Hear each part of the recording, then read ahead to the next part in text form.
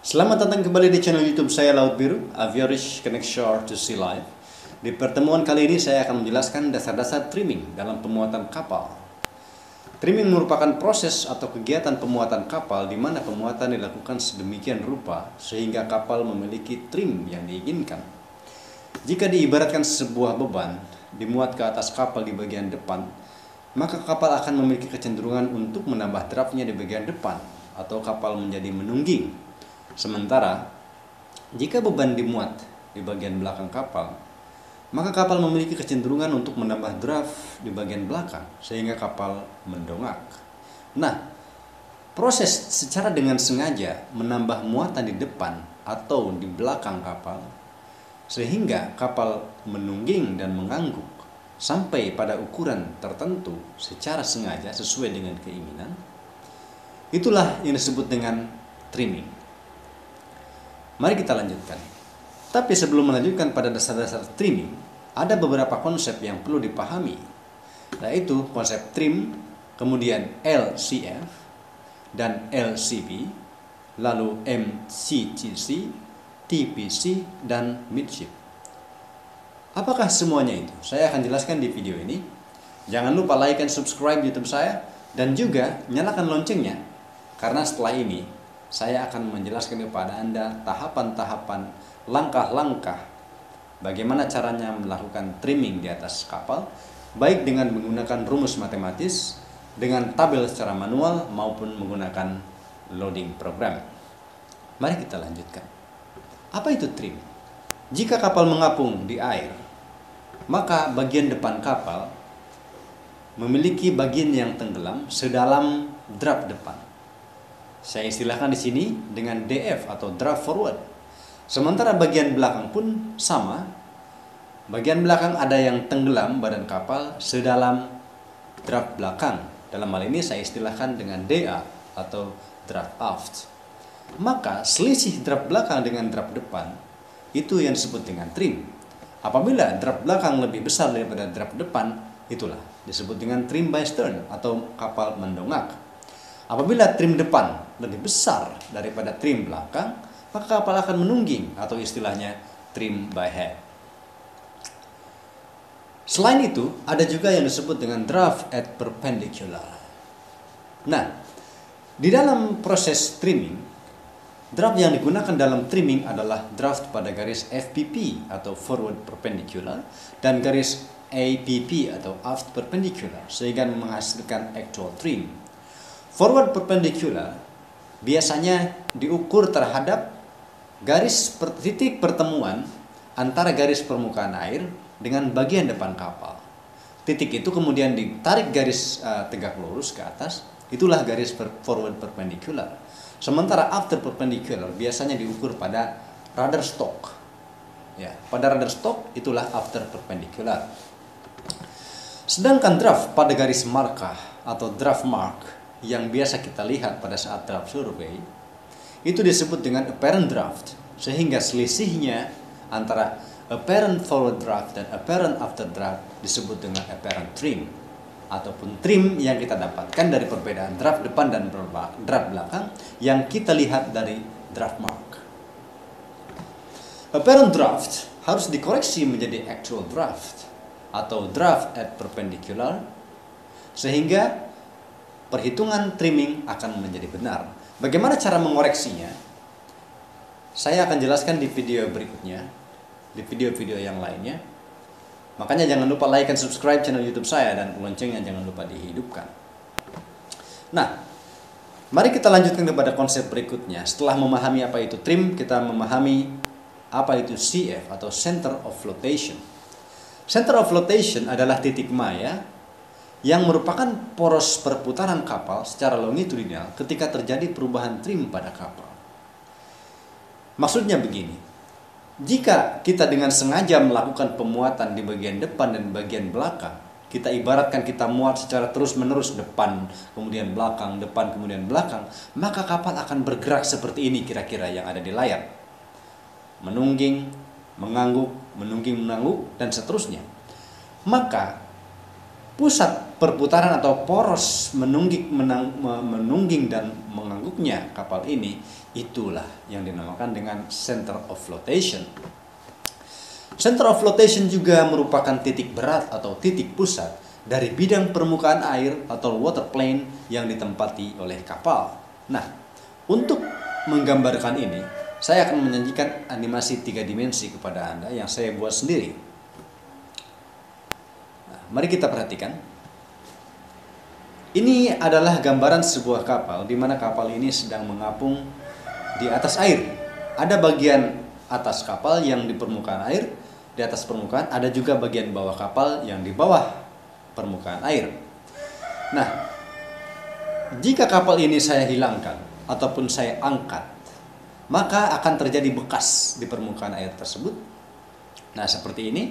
Nah, ini merupakan bidang air yang ditempati oleh kapal, bidang permukaan air yang ditempati oleh kapal.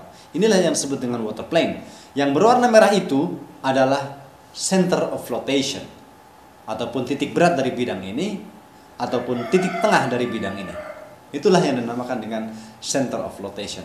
Pada titik itulah kapal mengubah trim ke depan dan trim ke belakang, titik perputarannya. Demikian sederhananya. Semoga mudah dipahami. Mari kita lanjutkan. Center of flotation biasanya dinyatakan posisinya dengan istilah LCF atau length of center of flotation, yaitu jarak antara center of flotation dengan midship atau aft perpendicular, tergantung dari sistem notasi shipyard. Karena pada stability booklet itu kadang terdapat perbedaan antara kapal dengan kapal yang lainnya.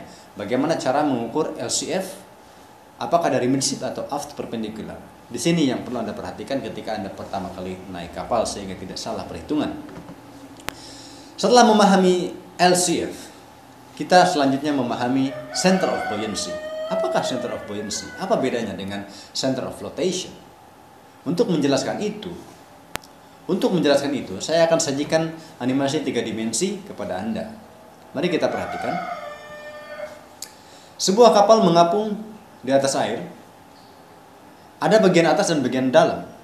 Kita lihat ini adalah bagian badan kapal yang berada di bawah air. Nah, titik pusat dari volume, ingat, volume bukan bidang. Titik pusat dari volume badan kapal yang berada di bawah air, inilah yang disebut dengan center of buoyancy. Titik pusat dari gaya apung. Ya, paham? Kita lanjutkan.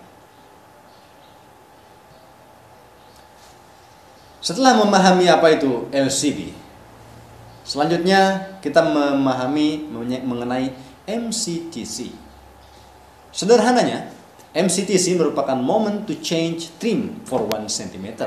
Adalah besaran momen yang diperlukan untuk mengubah trim kapal sebesar 1 cm. Nilai MCTC didapatkan dari hydrostatic table untuk setiap draft kapal. Karena setiap perubahan draft dan setiap draft nilai MCTC-nya berbeda-beda. Untuk memahami MCTC, diibaratkan sebuah beban dengan berat W dimuat di bagian depan kapal pada jarak L dari center of flotation. Maka, momen yang diakibatkan oleh beban ini adalah sebesar W kali L. Dengan mengetahui momen yang diakibatkan oleh beban ini dan mengetahui MCTC, maka kita akan mengetahui berapa perubahan draft yang dialami, berapa perubahan trim yang dialami oleh kapal ini. Dengan rumus change of trim sama dengan moment dibagi MCTC. Sebaliknya, dengan mengetahui MCTC, dengan mengetahui perubahan trim yang kita inginkan dan juga panjang nilai L, kita juga akan menemukan nilai W, berapa berat beban yang harus dimuat di atas kapal pada jarak tertentu dari center of flotation untuk mengubah change of trim yang kita inginkan. Nah, nilai L tidak selamanya dan tidak serta-merta ditemukan dalam hydrostatic table. Karena di dalam hydrostatic table yang diberikan adalah nilai LCG dan LCF. Nilai L kita tidak bisa menemukannya. Apa itu LCG?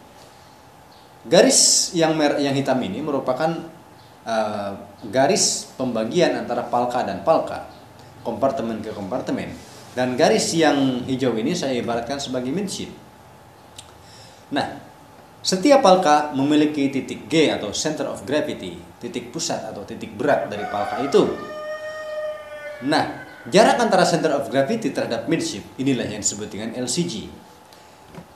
Nilai LCG ditemukan dari stability booklet untuk setiap kompartemen kapal.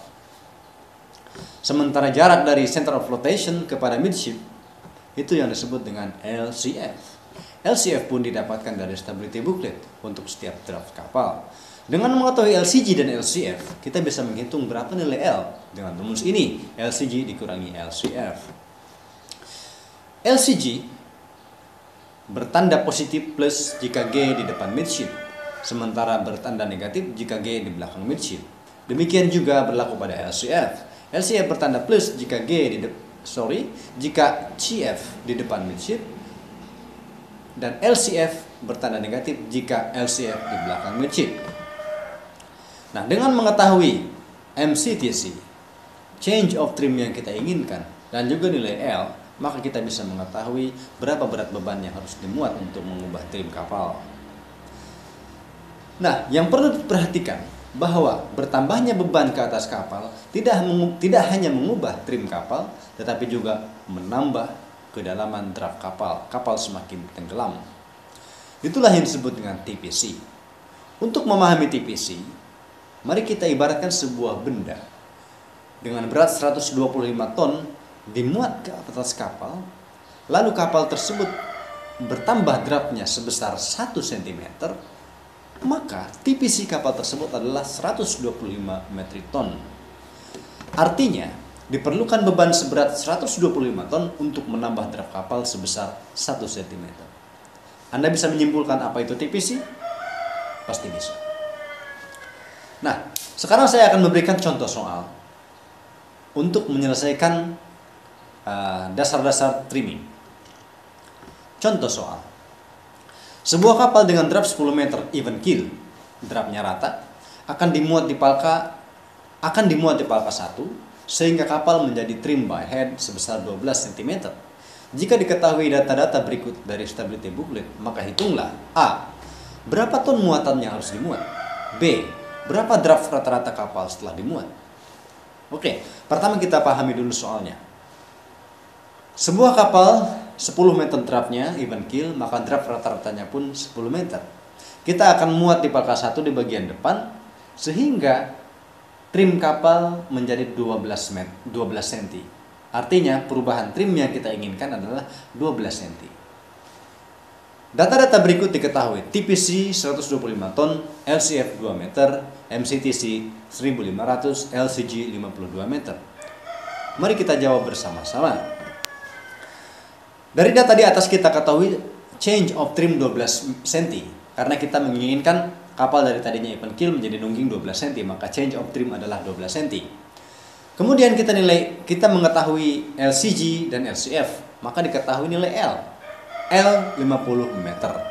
Dengan mengetahui MCTC sebesar 1500, kemudian change of trim yang kita inginkan 12 cm dan juga nilai L 50 meter, maka diketahui berat beban yang harus dimuat di palka 1 adalah 360 metrik ton.